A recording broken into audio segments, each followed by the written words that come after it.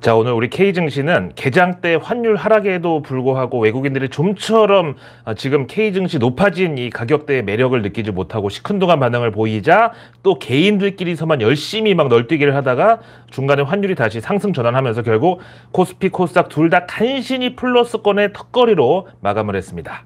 오늘은 또 2차전지 관련주들 가운데서 에코프로 형제들하고 금양 같은 그동안 주도주들이 비교적 큰 폭으로 조정을 받았고요. 대신 요즘 외국계 증권사에서 열심히 밀고 있는 LNF만 모처럼 보란듯이 3%대 급상승했습니다. 아마도 이제 전기차 대장주 테슬라 실적 발표가 임박하면서 월가에서도 이번 테슬라 실적에 대해서 조금 부정적인 센티먼트가 형성되어 있기 때문으로 보이는데요.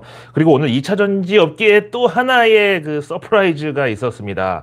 진짜 이거는 그냥 단순히 뭐 과열 정도로만 설명이 안 되고요. 아예 그냥 대놓고 작전주라고 광고하는 것 같던데 보니까.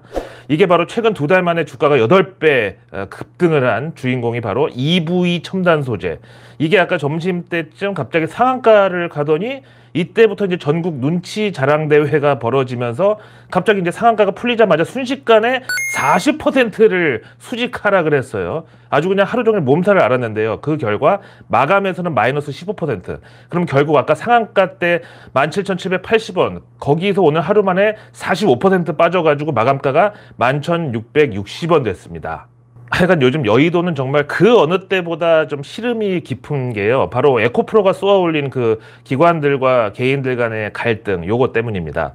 사실 증권사는 기관이라고 할 수 없는 게 여기는 원래 이제 기관에서 주는 주문을 처리해주는 그런 브로커리지 수수료 리서치 센터를 운영하는 거고, 사실 증권사 리포트도 다 법인 영업에 초점이 맞춰져 있습니다. 그래서 원래 리서치 센터의 애널리스트는 태생적으로 개인 투자자들의 편에서 업무를 할 수가 없었습니다. 이유는 뻔하죠. 뭐 개인들한테 받는 수수료로는 도저히 리서치 조직이 유지가 안 된다고 그래서였는데, 또 근데 지난 코로나 유동성 장세 그때부터 개인 투자자들 수수료 수입이 워낙에 또 커지다 보니까 요즘처럼 개인들하고 기관들 양쪽의 갈등이 심할 때는 또 증권사들은 중간에서 대체 어느 편에 서야 될지 또 고민이 될 수밖에 없죠. 이제 여기서 기관은 연기금하고 뭐 운용사들이고요. 증권사는 그런 기관들하고는 좀 성격이 다릅니다. 증권사는 그냥 중간에서 브로커리지 주문 처리하고 그 대가로 수수료를 받는, 그게 증권사의 기능입니다. 그래서 이제 맨날 보면은 마바라들이 말도 안 되는 소리를 또 하는 게, HTS나 MTS에 보면은 이렇게 거래원 찍히잖아요. 예를 들어서 거기 이제 매도 상위에 한국 투자면은 막 또 이제 이 한투 나쁜 놈들 뒤에서 개짓거리하네 뭐 막 그러는데, 거기 한국투자증권이 주문 처리를 한 창구입니다. 그게 그 한국투자증권에서 자기네 주식을 사고 팔고 그렇게 운영을 하는 게 아니라고요. 아니 제가 예를 들어서 키움 거 쓰는데, 제가 그러면 이제 주문을 내면은 그럼 거기 키움으로 창구가 표시되잖아요. 그렇다고 내 주문 금액이 뭐 키움에서 자기네들이 사고 판 게 아니라 내 건데 창구만 그런 거잖아요. 하여튼 그럼 또 그럼 대부분이 지주사 그룹사인데 그게 다 지네 거 지네가 주문 넣는 거 아니냐 그러시는데, 그것도 아니에요. 예를 들면은 뭐 삼성자산운용에서 계열사인 삼성증권에다가 주문을 100% 다 주지 않냐? 절대 그렇지 않고요. 이것도 이제 금감원에서 계열사들한테 주문 몰아주지 못하도록 다 관리를 또 하고 있습니다. 그래서 실제로 삼성자산운용도 자기네 삼성증권을 포함해서 뭐 신한금융, 하나금융, 키움 뭐 이렇게 증권사마다 다 쪼개서 주문을 준다니까요. 아니 심지어 외국계 증권사들도 다 법인 영업팀이 있기 때문에 여기가 국민연금 주문도 처리를 해요. 그럼 JP모간 서울증권 여기서 뭐 셀트리온 매수 100만 주 나왔다. 그럼 이게 JP모간 자산운용에서 낸 주문이 아니라 국민연금일 수도 있는 거예요. 반대로 또 외국계 자산운용사에서도 국내 증권사들에다가 주문을 줍니다. 그럼 이제 전체 통계에서만 외국인으로 잡히고 창구는 뭐 키움이든 삼성이든 신한이든 한국투자 등 그렇게 찍히는 거죠. 근데 그 증권사 창구만 보고 도대체 누가 팔았고 누가 샀고 주문을 낸 주체가 어딘지 도대체 어떻게 알아요? 아니 이런 기본적인 스트럭처도 안 가르쳐주고 그놈의 마바라들은 맨날 그냥 종목만 찍어주는데, 이렇게 얘기를 해보면은 쟤네들도 몰라 이런 구조를. 그러면서 지가 추천한 종목 거래창구에 외국계 증권사 하나라도 찍혀있으면 이거 보라고 지금 외국인들 들어온다고 막 그 지랄 하더라고. 물론 증권사들도 자기네 그 프랍데스크에서 고유 계정, 자기네 자산 운용도 하지만 그거는 정말 연기금이나 운용사들 그리고 외국계에 비하면 뭐 시장에 영향을 미치지조차 못할 그런 수준의 규모입니다. 하여튼 그래서 요즘 여의도 점심시간에 보면은 각자 이제 앉아서들 막 얘기하는데 테이블마다 정말 중립은 없어요. 어떤 쪽에서는 에코프로 빨리 날아가는 거 보고 싶다고, 그놈의 에코프로 때문에 요즘 항의받고 욕먹고 아주 그냥 미치겠다고 그러는 쪽, 아니면 이제 저 여의도 놈들은 진짜 혼 좀 나봐야 된다고. 아직도 그렇게 개미들이 돈 좀 벌어보겠다는데 그 꼴을 못 보고 계속 연기금이랑 외국인들한테 기생하냐고 이러는 쪽. 이렇게 정말 흑과 백으로 정말 완전히 극과 극입니다. 그래서 오늘자 삼성증권 자료에 보니까 이제 여기는 아무래도 삼성증권의 좀 레떼루답게 고액 자산가들 상대로 영업하는 PB센터가 활성화되어 있을 거 아니에요. 근데 여기서 에코프로를 가장 많이 보유한 고객층은 강남에 사는 여성 고객들, 이렇게 분류가 되어 있어요. 근데 이거 과거 10만전자 그때랑 비슷하지 않나요? 그때도 강남 아주머니들이 몰려들었을 때 그때가 뭐 고점이다, 끝물이다 뭐 이런 분석이 또 있었잖아요. 하여튼 그러면서 고객들이 왜 내 계좌에는 에코프로 시리즈가 없냐고 항의하는 일도 있다는데, 그 삼성증권의 투자 전략의 제일 기본인 밸류에이션으로 기준으로 투자하는 그 사람들은 절대 요 에코프로 시리즈를 포트에 담을 수가 없다고, 그러면서 자기네들도 이런 규정을 안 지키고 어떻게 주식 매매를 하냐고, 우리한테 어쩌란 말이냐고 이렇게 또 직원들 입장에서는 억울하다고 또 하네요. 이제 반면에 삼성증권에서 10억 이상 고객들의 포트폴리오에는 상위 10개 종목에 이 에코프로 시리즈가 단 한 종목도 포함되어 있지 않다고 합니다. 뭐 삼성증권 계좌에 10억 이상 있으면 뭐 다른 증권사나 뭐 펀드나 은행 예금 다 합치면 최소 금융자산 50억 이상 정도 되는 분들이라고 봐야죠. 그러니까 뭐 제가 에코프로 주가가 좀 싸다 비싸다 그런 관점이 아니라 이것도 이제 다 시장의 특성이다. 그런 뭐 싸우고 반목하고 서로 뭐 배신을 때리고 배신당하지 않으려고 노력하고, 그러면서도 한편에서는 조정을 기다리고 또 한편에서는 주가가 더 오르게 기다리고, 이런 게 다 이것도 다 시장이다 이거죠. 이제 당연히 자산이 어느 정도 형성이 된 사람들은 리스크 관리가 또 중요하니까 누가 봐도 현재 약간 하이 리스크 하이 리턴의 영역에 들어있잖아요 솔직히. 그런 에코프로 시리즈는 아무리 정말 아깝고 막 부럽고 막 그래도 도저히 손이 안 나가는 거죠. 그 와중에 지금 에코프로가 5월 MSCI 리밸런싱에서 MSCI 코리아 지수에 편입될지 여부에 대해서 또 해석이 막 엇갈리고 있습니다. MSCI 코리아 펀드, 이게 46억 달러의 운용자산, 우리 돈으로 한 6조 넘는 규모에다가 또 외국인들이 한국 증시에 대한 바로미터로 이거를 폭 넓게 활용을 하고 있거든요. 그래서 보면은 구성 종목에는 비중 1위가 삼성전자로 21.63%, 다음 SK 하이닉스가 4.64%, 그리고 뭐 포스코, LG화학, LG에너지솔루션 이런 배터리 관련주들도 다 들어가 있습니다. 그렇게 비중 순서로 쭉 가다가 비중이 가장 적은 0.08%짜리 종목이 바로 SD바이오센서까지 들어있어요. 그러니까 정말 전업종 종목들이 다 들어가 있는 거죠. 그리고 이 MSCI는 분기 리밸런싱을 통해 가지고 구성 종목들을 수시로 이제 넣었다 뺐다 하는 이제 교체 작업을 하는데요. 이번에 이게 이제 5월로 잡혀 있고 심사 대상 기간이 바로 이번 주 월요일 4월 17일부터 다음 주 금요일 28일까지로 되어 있습니다. 지금도 이제 심사 기간인 거예요. 그리고 이제 발표일이 5월 12일이고요. 근데 지난 3월까지만 해도 여기 에코프로가 편입될 가능성이 높다고 증권가에서 얘기가 나왔었는데, 현재는 그 뒤로 이제 주가가 너무 많이 올라서 이 단기 급등 종목은 또 제외해야 한다는 MSCI 룰에 걸린다고 그러네요.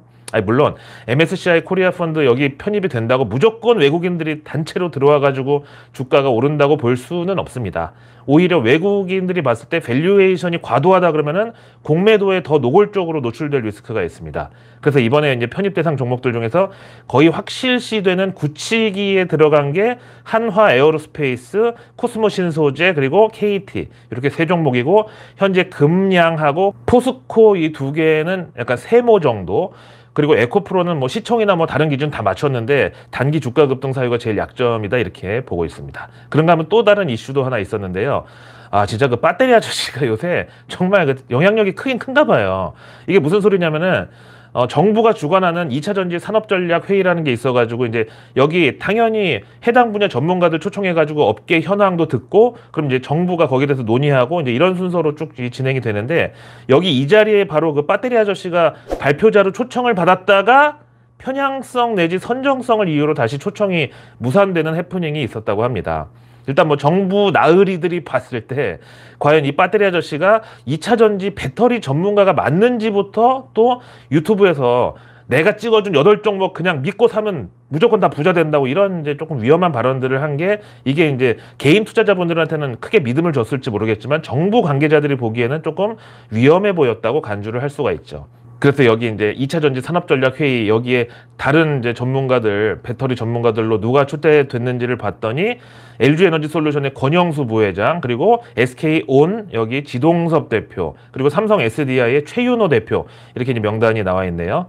이제 이 세 분은 솔직히 자타공인으로 봐도 배터리 전문가가 맞죠. 그 AMD의 엔지니어 출신 CEO 리사수, 그리고 인텔 CEO 겔싱어 이런 사람들처럼요. 이 겔싱어 이제 이번에 다시 인텔 CEO로 돌아온 이분은 고등학교 졸업하자마자 18살에 인텔 들어가가지고 30년 동안 정말 반평생을 반도체 개발에 매진을 해온 사람이에요.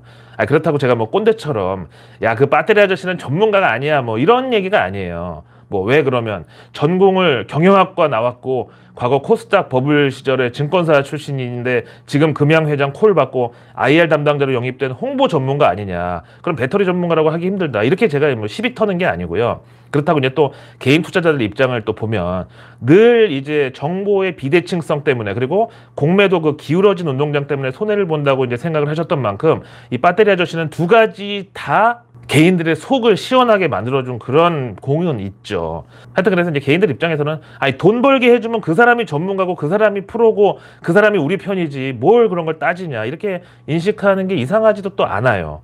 하여튼 에코프로는 그렇다 치고 이제 에코프로 BM의 경우는 어제 이제 맥쿼리에서 목표가 12만 원으로 후려쳐 버렸는데 여기는 보니까 최근 2달 동안 개인들이 1조 1,000억 원어치를 매수를 했는데 반면에 기관하고 외국인은 당연히 이제 순매도였고요. 아무튼 근데 개인들 1조 1,000억 원 순매수 중에서 신용잔고 규모가 보니까 5,500억이 넘어요. 거의 절반 가까이가 신용미수로 이제 비투를 한 거죠. 반면에 기관이랑 외국인 공매도 잔고는 보니까 280만 주. 이제 이걸 털어먹으려고 밑에서 이제 입 벌리고 하고 대기 중인 거죠. 그럼에도 불구하고 이제 우리 대한민국의 미래 먹거리가 반도체 다음이 뭐가 될까 좀 한동안 좀 똘똘한 애들이 없었는데 이렇게 2차 전지 배터리 이쪽이 이제 우리 한반도의 다음 희망이 된다고 하면은 그걸 대한민국 국민이면 누구 하나 기뻐하지 않을 사람이 없잖아요. 사실 뭐 카카오 같은 그런 플랫폼 기업이 자꾸 문어발로 골목 상권까지 치고 들어오는 그런 거 말고 우리한테는 확실한 기술 격차를 유지하면서 이게 수출로 연결되는 그게 중요하잖아요. 그게 딱 2차 전지 아니겠어요? 이제 미국이 소프트웨어 강국이고 우리는 이런 복합 제조업으로 서로 윈윈하기도 좋고요. 근데 하여튼 그 과정에서 중국과의 치킨 게임은 불가피할 것이다. 대신에 만약에 그걸 이겨내고 중국과의 치킨 게임에서 승리를 하면 정말로 우리가 2차 전지 세계에 재패를 하고 한반도산 반도체와 함께 이 2차 전지가 대한민국 경제를 쌍끌이로 쌍두마차로 끌고 갈 수 있다. 이런 거죠. 런하 반갑습니다. 이제 5월 FOMC가 정확하게 딱 2주 14일 남겨두고 있는 상황인데요. 현재로서는 그때 이제 0.25%포인트 추가 금리 인상이 거의 기정사실화돼 있습니다. 대신 이게 과연 마지막 금리 인상이 될 거냐 혹은 그 월가에서 표현하기에 스티키한 우리말로는 아주 끈적끈적가지고 그냥 거머리처럼 질긴 인플레이션처럼 연준도 또 똑같이 끈질기게 0.25%씩 계속 금리 인상을 밀고 나갈지 이게 또 이제 관건이 되겠습니다. 우선 연준 내 매파 스피커 역할을 하는 제임스 블라드 세인트루이스 연은 총재는 이번 5월 FOMC는 물론이고 연준이 올해만 최소 3번은 금리 인상을 더 해야 된다고 그래야 그 끈질긴 인플레이션이 나가 떨어질 수 있다고 주장을 하고 반면에 애틀란타 연은의 라파엘 보스틱 총재는 일단 이번 5월에 금리 인상을 한 번 더 하는 것까지는 일단 용인을 하고 이제 그 다음부터는 그 금리를 그대로 동결을 해놓고 실물 경제의 반응을 면밀하게 지켜봐야 된다는 주장입니다. 근데 여기서 좀 짚고 넘어갈 게 현재 우리 코스피 지수는 2020년 11월 당시랑 비슷한 수준 그러니까 코스피가 2575포인트까지 지금 올라와 있는데 그때 연준은 당시 2020년 3월에 코로나 팬데믹 터지고 7월 달에 바로 제로금리로 떨어뜨려 놨던 그때 그 시기인데 그때는 제로금리였고 지금은 기준금리가 5%. 이제 2주만 지나면 또 5.25%가 되는데 같은 코스피 지수 때 이게 정말 정당화가 과연 가능할까요? 그래서 지금 월가에서도 현재 이런 상승세는 도저히 유지가 될 수 없다고 보고 당연히 월가 대표 금융사들은 지금 팔짱 끼고 관망세 내지는 또 한 번의 큰 조정이 오기를 기다리고 있습니다. 하지만 또 모든 사람들이 기다리는 조정은 결코 오지 않는다. 이런 증시 격언과 또 싸워야 되죠. JP모간 리서치에서는 3월 중순 그 은행 유동성 위기가 시장에 타격을 가했지만 미국 정부가 발빠르게 대응하면서 현재 S&P 지수가 당시 저점 대비 10% 가까이 올랐다고 그러면서 그때 조정이 딱 왔어야 그 시기적으로도 맞는데 그걸 바이든이 억지로 때려 막아가지고 지금 이렇게 됐다고 이런 뉘앙스를 풍기네요. 그러면서 JP모간의 하우스뷰는 여전히 올해 중으로 경기 침체에 진입을 할 것이다. 이런 시나리오를 유지한다고 합니다. 그러면서 지금 이렇게 증시가 횡보를 하는 게 상승 동력 소진을 의미하고 있고 자기네들은 고객들에게 현금과 귀금속 위주의 방어적 포지션을 유지하고 있다고. 이건 이제 간밤에 실적 공개한 골드만삭스하고 존슨앤존슨의 1분기 실적 부진에도 다 반영이 돼 있었다고 하네요. 다음 이제 넷플릭스도 참 장 마감 후에 실적 발표를 했는데 여기는 이제 안정적으로 컨센서스를 상회하는 실적 호조를 냈습니다.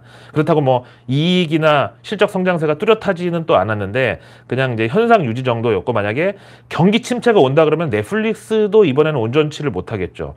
물론 지난 코로나 팬데믹 그 침체 때는 지금하고 성격이 달라가지고 워낙 사람들이 밖에를 못 나다니고 자가격리, 자택격리가 대유행을 해가지고 야 그냥 집에서 넷플릭스나 보자 이런 수요 덕분에 이제 실적이 잘 유지가 됐는데 그때는 지금처럼 디즈니 플러스나 또 이런 것도 없던 때라 경쟁 환경이 지금하고는 달랐죠. 다음 PNC 파이낸셜은 최근 미국 펀더멘탈 중에서 주택시장, 부동산 이쪽이 가장 타격이 불가피해 보이고 경기 침체는 이 주택지표, 부동산 지표가 꺾이는 순간부터 온다고. 그러면 이제 소비, 제조업종 이렇게 차례대로 위험 회피 현상이 나타날 것이라고 전망을 했습니다. 위험 회피하면은 뻔하죠. 설비 투자 줄이고 그럼 사람 채용 줄이고 있는 사람 재계약 안 하고 심지어 더 나아가서는 있는 사람도 해고하고.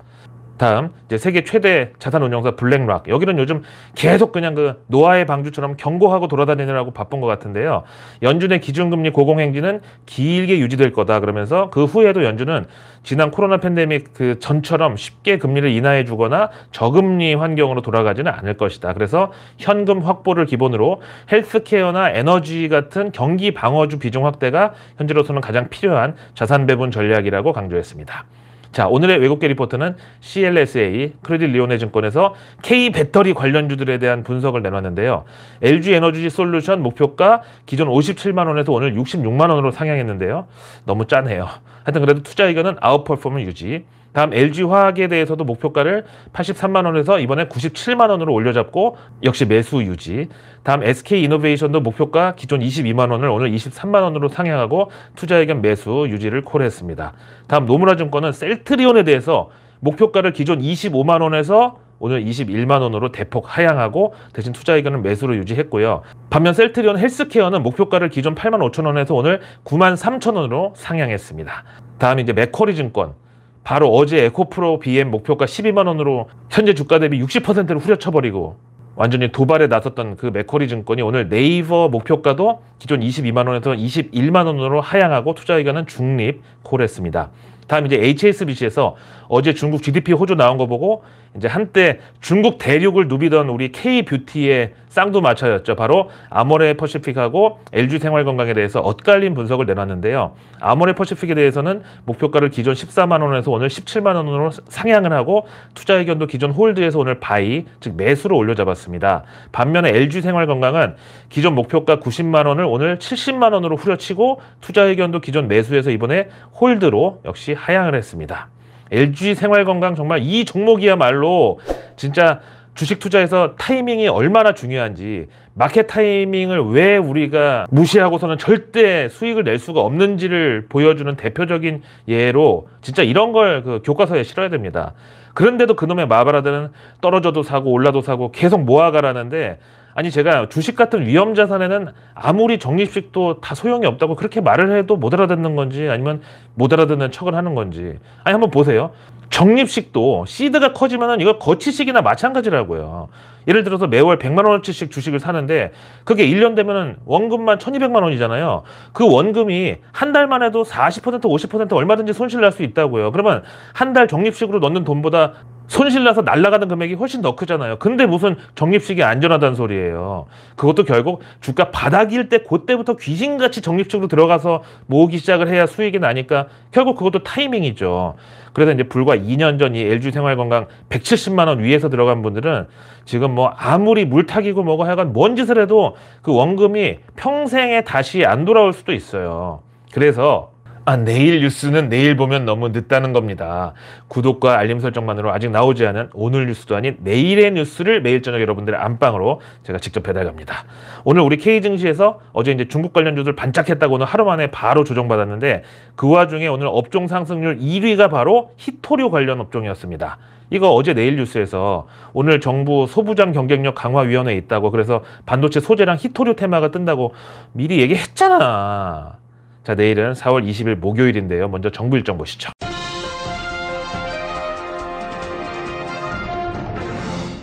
보통 이제 5월 달이 행사의 달 이렇게 알고들 계시는데 현실은 이 4월 말부터 행사가 많이 잡혀 있다고 말씀드리는데요. 내일은 장애인의 날로 정부에서 기념식을 개최합니다. 물론 뭐 장애를 갖고 싶어서 갖게 된 사람은 없지만 그래도 장애로 가는 걸 막을 수만 있다면 최대한 막아야죠. 최근에 다시 화제가 되고 있는 줄기세포 그리고 유전병 치료제부터 증시에서 전통적으로 장애인 관련주로 꼽히는 로봇, 수송장비 이런 쪽이 주인공이죠. 그리고 또 내일 지구의 날 53주년 기념 행사도 있는데요. 주제는 뭐 당연히 지구를 지키자. 그러면 기후변화에 대한 문제의식 이런 게 나오겠죠. 그럼 탄소 포집, 탄소 배출권 등. 자, 다음 내일 산업부에서는 반도체 디스플레이 그리고 2차 전지에 필요한 정밀화학 핵심 소재 개발 지원이라는 발표를 할 예정입니다. 이것도 이제 뉴스플로우에 타기 좋죠. 다음에 내일 고용노동부가 2023년 대중소기업 안전보건 상생협력 협약식을 계획 중인데요. 이건 이제 중대재해처벌법 관련해 가지고 스마트 팩토리 그쪽 테마죠. 이 안에 이제 인공지능, 로봇, AI 뭐 다 들어가 있고요. 또 셀트리온의 서정긴 회장이 복귀하면서 제시했던 그 청사진에 보면은 보호복, 방호 장비 이쪽으로 또 진출한다고 돼 있는데 그럼 이제 셀트리온도 관련주죠. 다음 과기부에서 내일 디지털 바이오 기업 현장 방문 및 간담회를 개최하는데 이것도 역시 뉴스플로우에 타기가 좋죠. 디지털 바이오 이쪽 테마도 이제 증시에 다 있습니다. 다음 내일 환경부는 해양 쓰레기 저감 일대 혁신 대책 수립. 이거는 이제 해양 오염 물질 그리고 폐플라스틱 재활용 이쪽으로 증시에 나옵니다. 다음 내일 경제 지표는 1분기 가축 동향 조사 결과가 발표되는데요. 요새 그 AI 그 고병원성 인플루엔자 그 이슈도 있고 하여간 겨울에서 봄으로 넘어갈 때 날 풀리면은 이제 꽃들만 만발하는 게 아니라 이 병균들도 세균들도 이제 창궐을 합니다. 근데 참 요새 우리 국민 먹거리인 치킨 값이 또 많이 올라가지고 또 여기저기서 막 그 불만의 목소리가 큽니다. 근데 저도 참 이해가 안 되는 게 아니 그 시장 가보면은 생닭 도매가가 한 3,500원? 거기다가 이제 뭐 조리하려면은 가스비 한 500원 잡고 그다음에 식용유 한 300원 잡고 치킨에 쓰는 양념 그거 이만한 말통으로 갖다 쓰잖아요. 그거 한 마리 무치려면 한 200~300원. 그리고 치킨 무 한 봉다리에 한 300원 정도? 그리고 이제 홀서빙이든 뭐 배달이든 인건비 한 마리당 1,500원 정도 잡으면은 아무리 넉넉하게 쳐도 7,000원 안 되거든요. 근데 이거를 3만 원에 팔면 도대체 그 엄청난 이익은 누가 다 가져가느냐. 아니 뭐 저는 주변에서 동네 치킨집 해가지고 부자 됐다는 사람 한 명도 못 봤거든요. 그럼 결국 강남에 그 빌딩 쇼핑하는 그 프랜차이즈 업체들 거기서 다 먹는 건가요? 그럼 주주들도 또 그 이익을 공유를 하는 건가요? 다음 내일 해외 일정은 먼저 중국에서 내일 4월 LPR 우대금리 발표가 있고요. 다음 미국은 3월 기존주택 판매 결과가 나옵니다. 다음 연준 임원들 3명이나 또 내일 입을 털려고 열심히 대기 중인데요. 로리 로건 댈러스 연은 총재, 그리고 늘 말씀드리는 눈썹 미인 로레타 맨스터 클리블랜드 연은 총재, 그리고 연준 이사 크리스토퍼 월러 이렇게 3분입니다. 이어서 내일 증시 일정은 셀 바이오 휴먼 텍이 내일 한국 증시에 상장하는 날이고요. 미국에서는 내일 테슬라, IBM, 램 리서치 실적 발표가 있습니다. 그리고 중국 CATL, 대만 TSMC도 역시 실적 발표 예정인데요. 야, 정말 내일 IT, 배터리 이쪽에서 진짜 전 세계의 이목이 집중되겠네요. 자, 오늘 하루도 고생 많으셨고요. 저는 내일의 내일 뉴스를 또 들고 찾아뵙겠습니다. 고맙습니다.